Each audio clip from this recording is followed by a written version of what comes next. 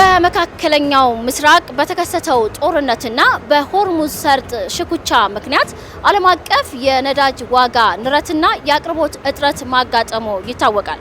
በሀገራችን ኢትዮጵያም ታዲያ የነዳጅ እጥረት ማስከተሉም እንዲሁ። ይሁን እንጂ መንግስት የነዳጅ ድጎማ በማድረግ አቅርቦቱንም ወደ ነበረበት በመመለስ አሁን ላይ በየማደያዎቹ የነዳጅ አቅርቦት መሻሻል አሳይተዋል። እኛም ታዲያ በተለያዩ የነዳጅ ማደያ ጣቢያዎች በመዘዋወር አቅርቦቱ ስርጭቱ ምን ይመስላል ስንል እንጠይቃለን።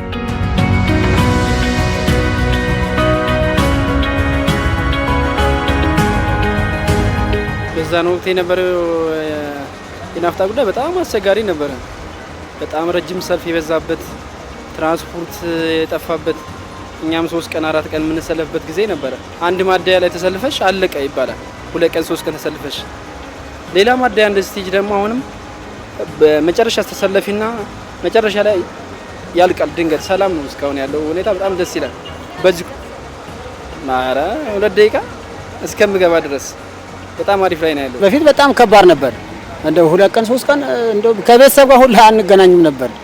ከተማ ውስጥ ያለን ፊልድ ስራ በፊት የነበረው አሁን ላይ ምርጥ ነው። ይሄው እንደምታየው ሰው ጭነን ገብተን ከተን እንወጣለን።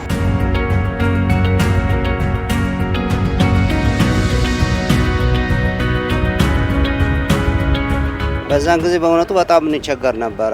ምክንያቱም 3 ቀን አድረን ነው ሰልፍ ይዘን የምንቀዳው። ደርሰንም አልቋለን ነበር እንችላለንና አሁን ግን ያለው ሁኔታ ከሞላ ጎደል አሪፍ ነው። ችግሩ በተፈጠረበት ሳምንት አካባቢ በጣም ከፍተኛ የሆነ መጨናነቅ ነበረ። እንደገና የትራንስፖርት እጥረት ይታይ ነበር። ረጃጅም ሰልፎች ይታዩ ነበር፣ ኢቨን መንገድ እስከ መዘጋት ድረስ ማለት ነው።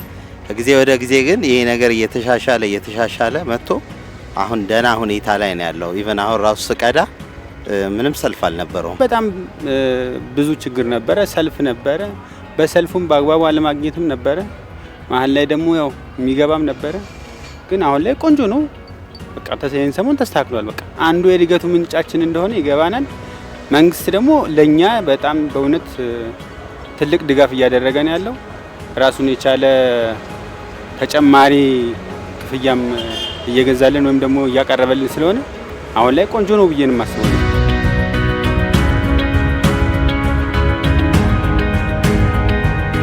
ናፍጣ ነው ችግር የነበረው።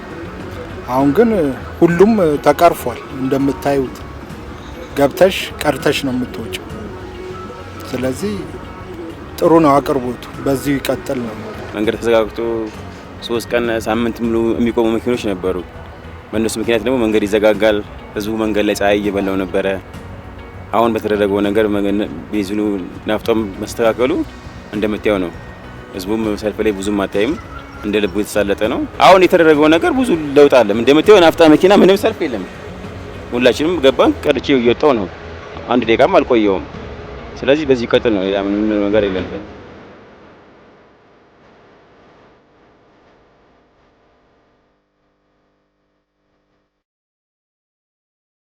እኛ በተዘዋወርንባቸው የነዳጅ ማደያ ጣቢያዎች ከዚህ ቀደም የነበሩ ረጃጅም ሰልፎች አሁን ላይ የሉ።